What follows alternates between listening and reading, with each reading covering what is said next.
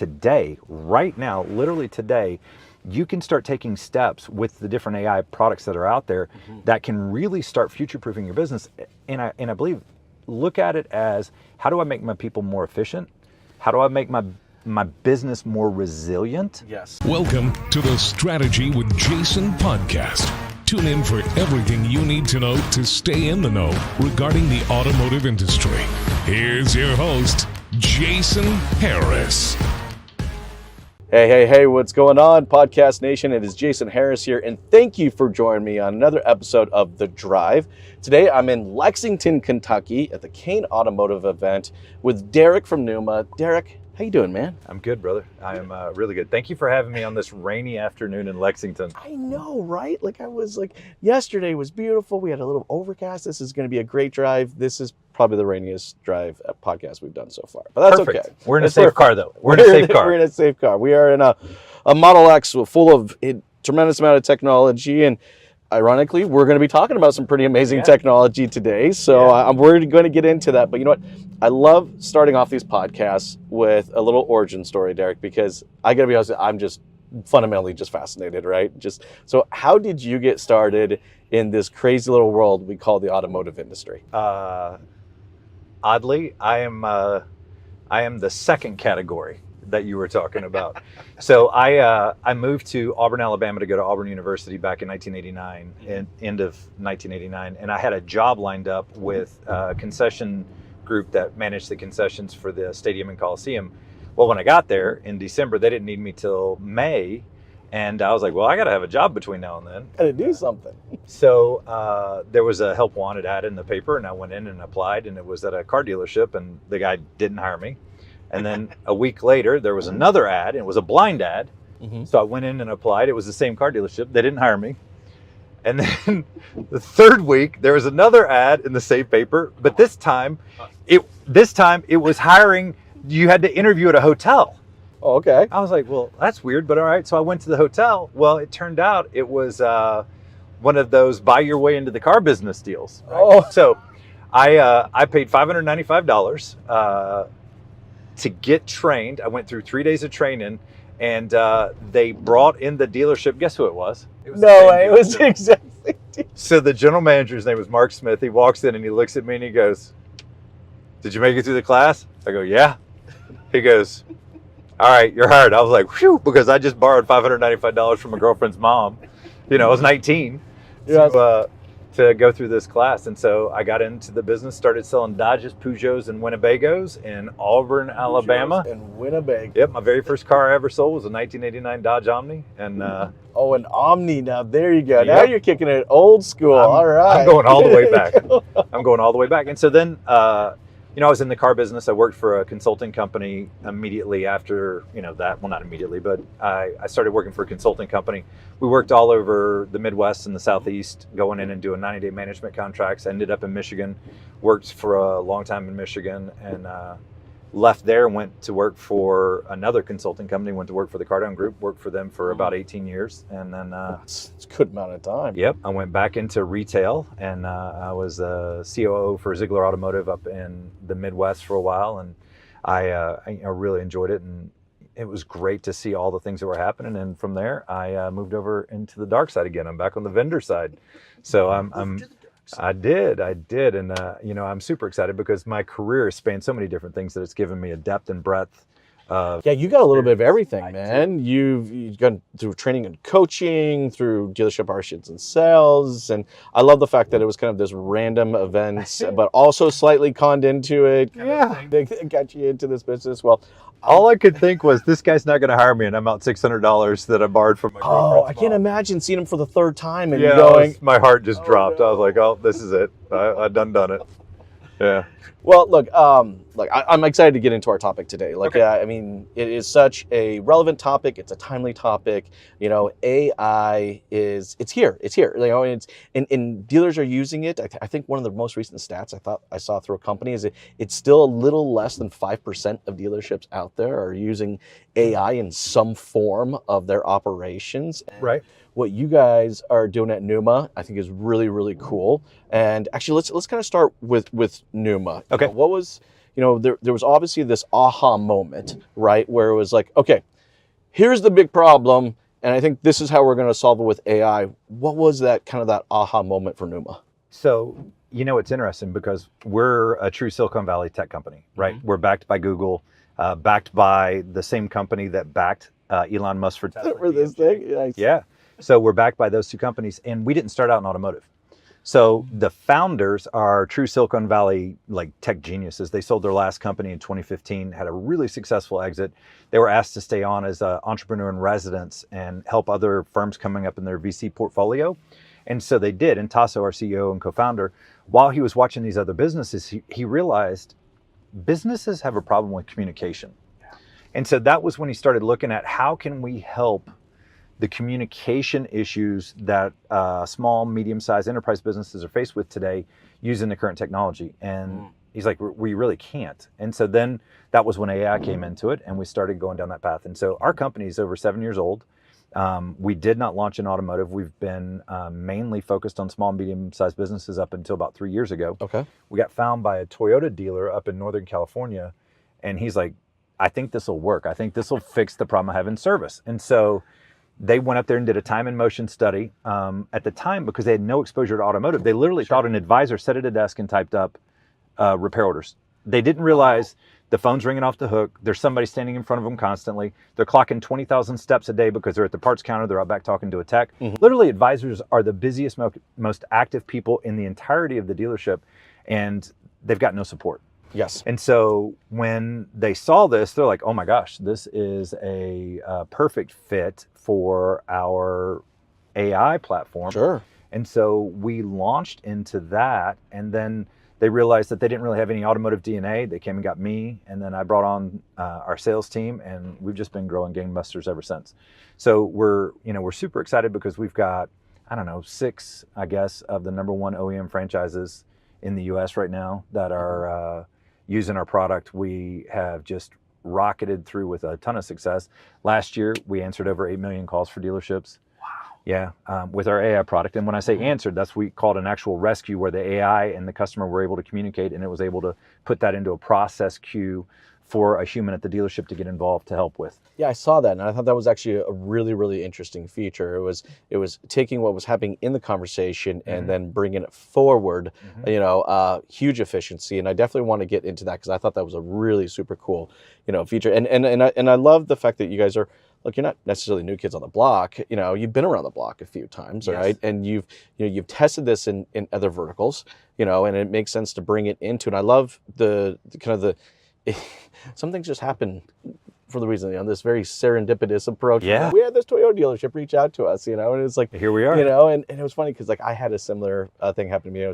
I got into live chat in 2006. Right. And I saw it on another website, totally different vertical, nothing to do with this. Reach out to the company, and they're like, "You're a car dealer?" And I was like, that's how I kind of got into live chat. But I love the fact that you guys took the service advisor approach, because you're 100% right. They are the craziest, busiest part of the dealership, and the I guess expectation of engagement and conversation is insanely high. From the consumer's perspective, I drop my vehicle. I want conversation. I need connection. I need to know what's going on. And I also just need to be able to book appointments and so on. Okay, so let's get into your guys' approach, Yes. right? Because I think you guys' approach is significantly different than I think I've seen out there, and I really want to make sure we kind of articulate that kind of during our time. Let's dive into that. What was kind of your guys' approach into the dealership utilizing the tech? So here's what's interesting. Because our genesis was small, medium-sized businesses, right? That means that we have doctors and lawyers, we have a hospital, we have credit unions, we have insurance brokers, we have dog groomers, right? There's so many different businesses that are using Numa. They built Numa to be extremely customizable, right? Because you can't go into a dog groomer and expect them to do business the same way a hospital does, right? So it have to be able to customize it based upon the deployment. Well, when we got into automotive, what they found, and this is what's really interesting, is that there isn't a single automotive dealership that we set up the same way as the last guy, right? And as we've gone into this, one of the things that happens, and especially for a bunch of our bigger groups that we work with, what they like is the consistent customer experience that they get with Numa and the customization on the back end so that no matter how they function, whether they have an internal BDC, an external BDC, service advisors are taking all the calls. There is a warranty clerk that doubles as an appointment booker, or there is, an operator, right? It doesn't matter how that dealership operates. We can plug Numa into that and create a consistent customer experience, but customize it to the way the dealership does business on the back end. Gotcha. And because Numa is so easy to deploy and it's so easy to use, what we find is the uptake on the utilization is instantaneous. We can train a service advisor or a BDC agent how to use it in 20 minutes because it was built to be deployed to hundreds of thousands of users worldwide, right? It wasn't built just to sell to a car guy to solve a specific problem. But now that we've tailored this consistently for the last 3 years, we've got this thing down to a science now.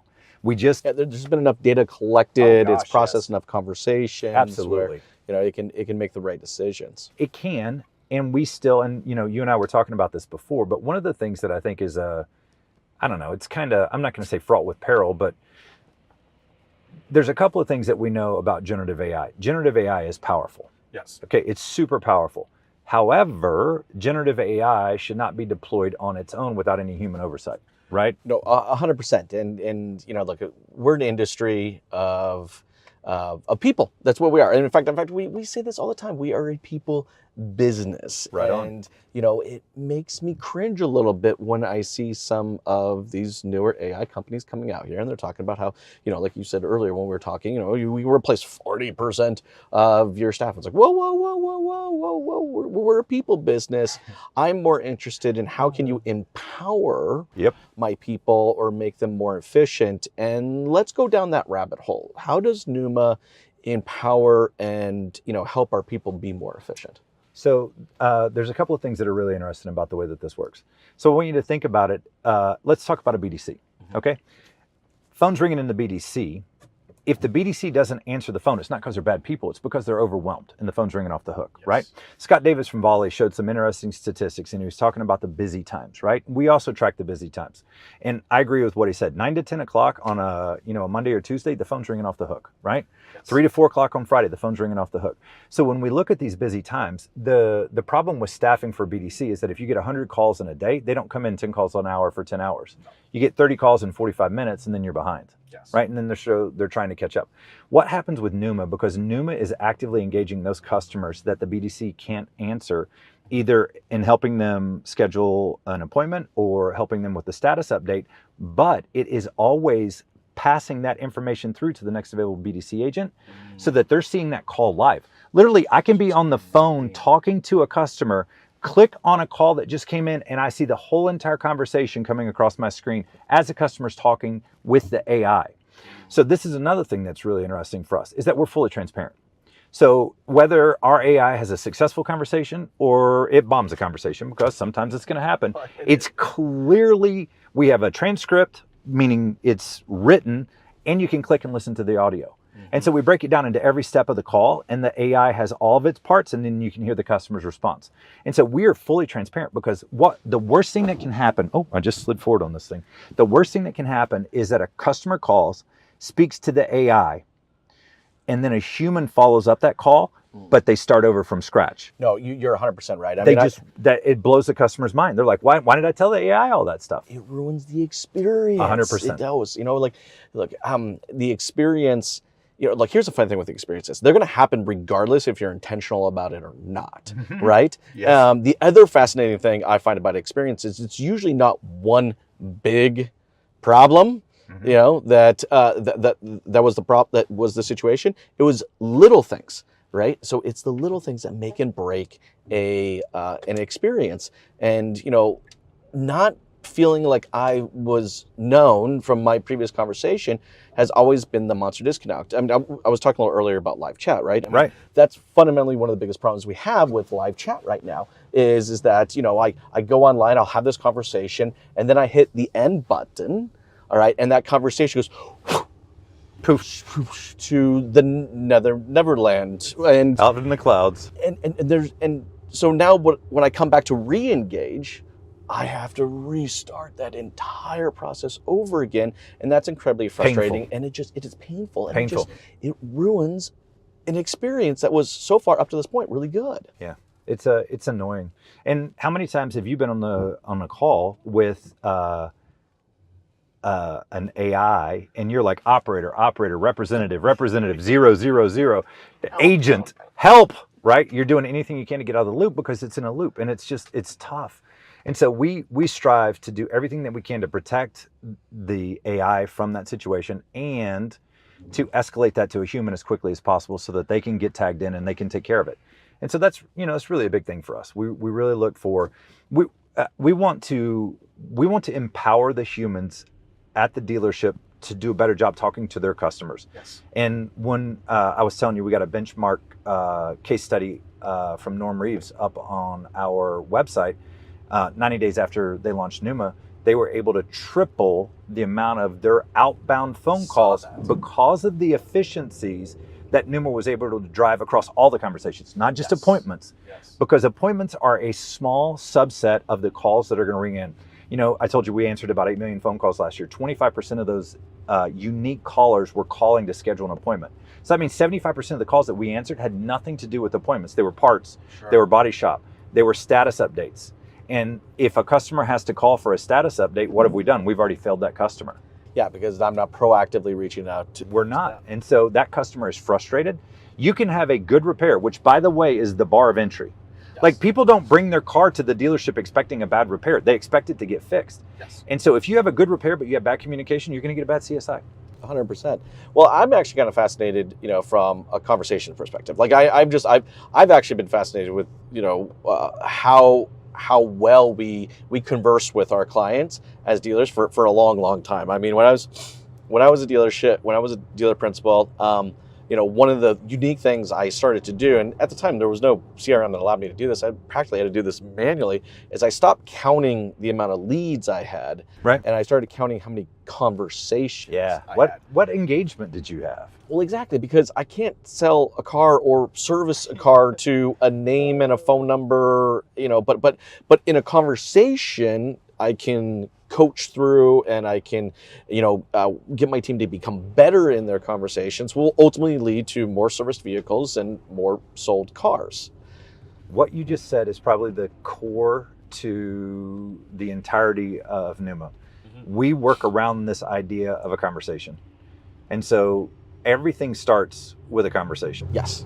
Right? And so at that point in time, what happens with the AI is that it's got this predictive modeling that says, okay, I think that the next step is X, and that's what it's going to set up for the human at the dealership. Yes. And bring in all of that information. It's going to bring in a sentiment analysis, the last 24 hours of communication. It's going to give them a workflow. These are the next steps. And so because we work around this concept of a conversation, we're able to actively engage with these people and escalate these conversations when they're not getting handled. Well, going through the sentiment analysis. Now, look, a lot of people out there may be watching and listening right now and don't know what we mean by a sentiment analysis. So let's go down that rabbit hole. So one of the things that you can do with AI now is after we've trained our model on these millions of phone calls, the AI can actually look at conversations and gauge the sentiment, meaning how happy is that customer? How frustrated? Are they upset? Where they're at on a scale. And it can actually provide that in an escalation. So if we have a call that comes in where the customer is decidedly unhappy and they are frustrated, that call is going to trigger an escalation to a manager immediately. See, that's, look, again, talking about little things and how they affect the total experience. That's a big thing. And also, I mean, this is me just putting my dealer principal hat back on or my general manager hat back on and just going like, look, that quickly identifies coaching opportunities for me to better my staff. I mean, come on, everyone out there watching and listening, at some point in time, you've been a manager. The first thing you did when you came in the morning is you grabbed a cup of coffee, you took a big breath, and you prepared yourself to listen to 5 or 10 random conversations that your sales team or your service team had. And as you're listening, oh God, did he just say, what did she just quote him? But so I don't have to spend that time. The sentiment analysis can actually identify these key elements. It does. And today, I'm not saying any service advisor out there ever does this, but they walk back to their desk, the little red light's blinking, they put in their passcode, they put their phone up to their ear, and they're listening, and they have to hit 9 to save, 9 to save, 9 to save, because they got 5 saved messages they haven't done anything with, right? 15, yes. And so they're hitting save. They get to the one that they need, and they're like, oh, Miss Jones is very upset. All right. And they hit 7, and they write Miss Jones down on a piece of paper. They hit 7, and they delete it. They hang up the phone, and then a customer walks in front of them. So guess who doesn't get called? Miss Jones. Guess what else happens? That voicemail's gone. Nobody knows what happened to it. Oh, that's true. They deleted it. Great point, yes. They deleted it. So you've got no ability to coach. You could hear a call, but you don't hear the voicemail. Mm-hmm. So we've actually, with Numa, you can't delete a voicemail. You can't delete a text message. You can't delete a web chat if we were doing web chat. You can't delete anything from the system. So it's always there for that permanent coaching. So we've got coaching and accountability kind of. Yes, we've got dealerships that are actually changing their pay plans based upon the voicemails that are left. So if they have more than 3 status update voicemails in a week, guess what happens? They get paid on a different scale. It's opening up the eyes, and I say that we're kind of shining a light into that closet that has been very dark in regards to communication for many years.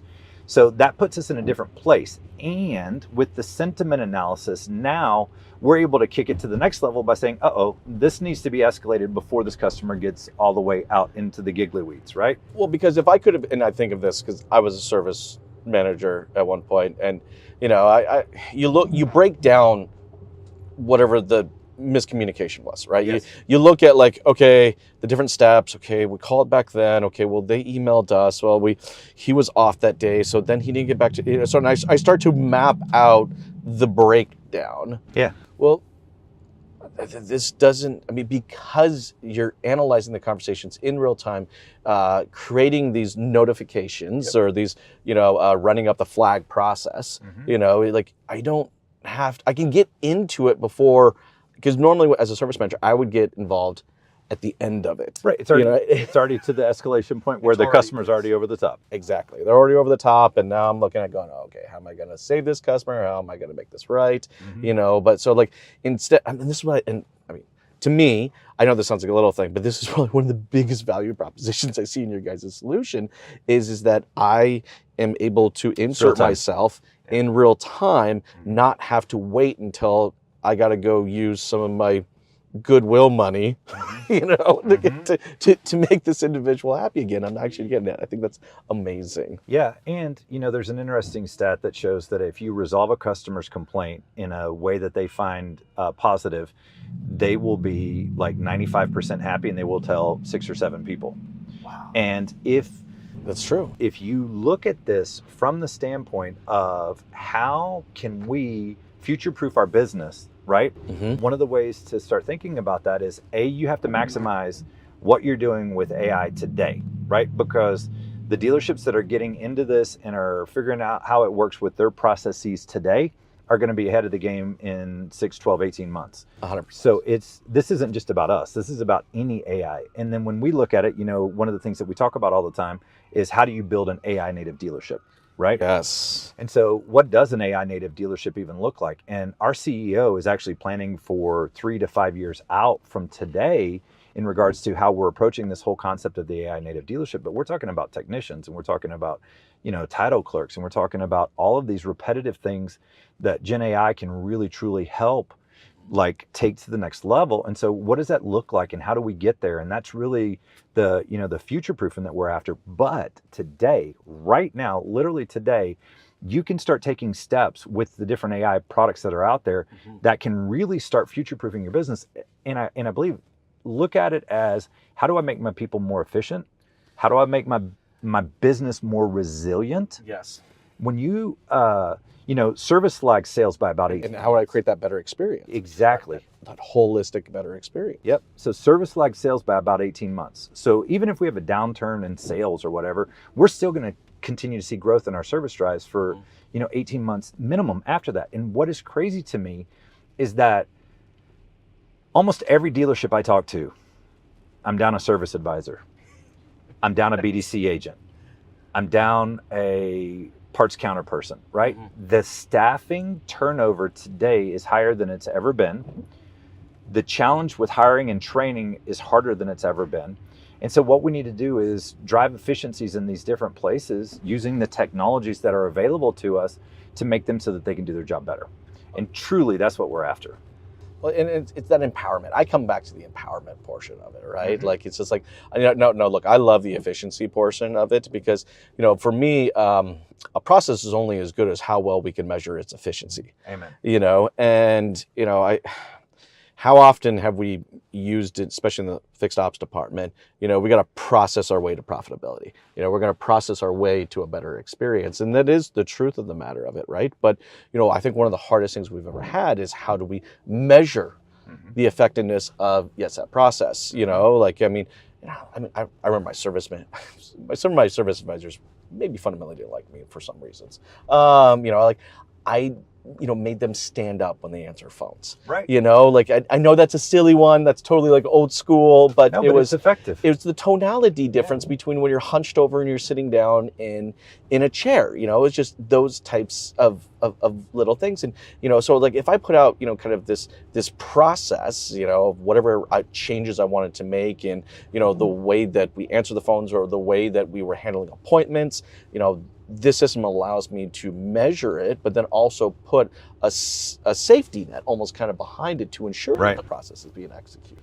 Right. That's 100%. That's 100%. And, it's interesting. We joke about it, but, AIs work 24 hours a day, 7 days a week. They don't call in sick, right? They don't have bad days. They don't have bad days. They are consistent.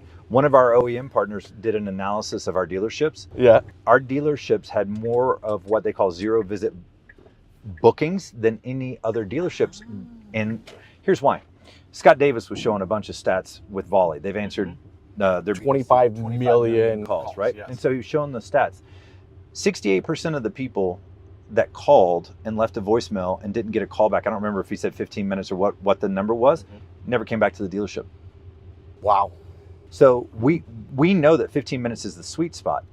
And so if I call in, look, I just bought this car, right? And if I call in and I'm like, oh, I need an oil change, and I call a dealership and you don't respond within 15 minutes, what do? Yes. I pull into Pep Boys or, Uncle Luther's oil change or whatever it is right there on the side of the road. And I lose that customer for life. And that's all it takes to drive defection. When we look at it with the OEM partners, the one thing that we see consistently is we don't lose customers over a warranty repair. We lose them over basic maintenance.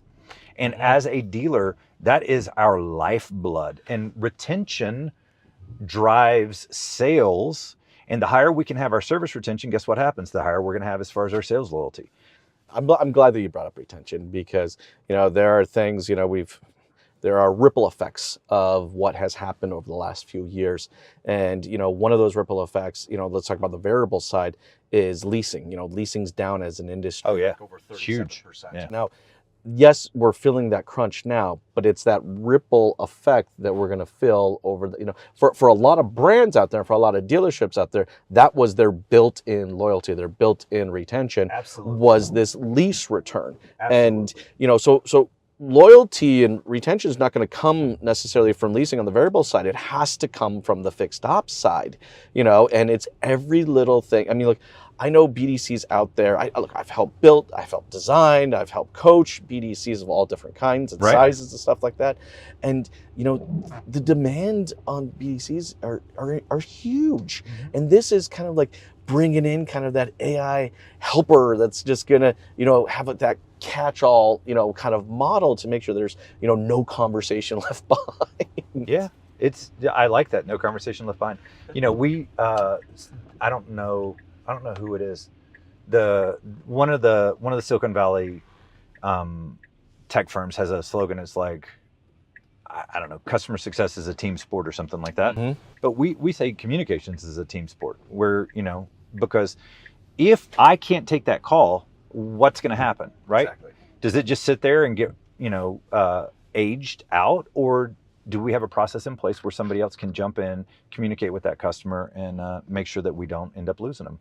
And so it's wild. The other part, we were talking about communication, but we have there's a lot of parts of the United States where it's not that big of a deal, but we have a large non-native English speaking contingent that are driving cars in America right now. Mm. And so Numa can communicate in over 100 different languages. And so we're seeing, Mandarin Chinese, we're seeing Russian, French. We have clients in Minnesota that we're seeing Hmong all the time. That is just it's totally cool. It's largest Hmong population in the world is in Minnesota besides Cambodia. And so, it's wild. And so we're able to empower dealership employees to communicate in English on their side with the customer in their language that they're comfortable with on their side.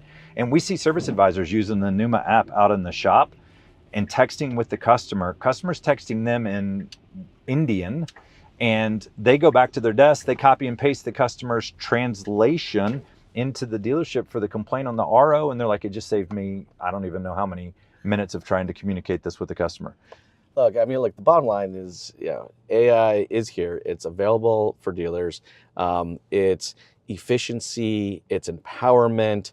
I'm still surprised at the percentage of dealers. Like I said, last study I heard was like under 5% of dealerships are utilizing AI in some form. I've been super impressed with what you guys have put together. If for anybody out there watching, listening right now, if you're not utilizing an AI, or even if you are and you want to just see what else is out there, I really encourage you to check out Numa when you have a minute. I know we're getting towards the tail end of our time today, but before I let you go on this beautiful rainy day, hey, we didn't crash. We're doing great. We didn't crash. And, the self-driving, was it? I don't know, maybe. Anyways, for anybody out there watching and listening right now who would love to connect, learn more about Numa and just maybe even just yourself, what's the best way to do so? It's super easy. Just go to the website, numa.com, numa.com, and do the requested demo and say that you saw it on Jason's podcast, and we'll take care of you. Awesome. I get all those that come in, so I see them as they come across, and we'll absolutely take care of you. And look, here's you said it, the 5% is probably a total, right? Mm-hmm. I was just sitting here doing the rough math. If you just look at service appointment agents, right, for helping book service, mm-hmm. it's probably, and I'm gonna give you a pretty real number. It's probably in about 1,500 dealerships right now. Not just ours, like with Brooke and Stella and Blink and Auto Service AI and any of the other competitors that are out there that are doing it. It's probably out there. Now, some of the scheduling tools are starting to offer an AI agent and things like that.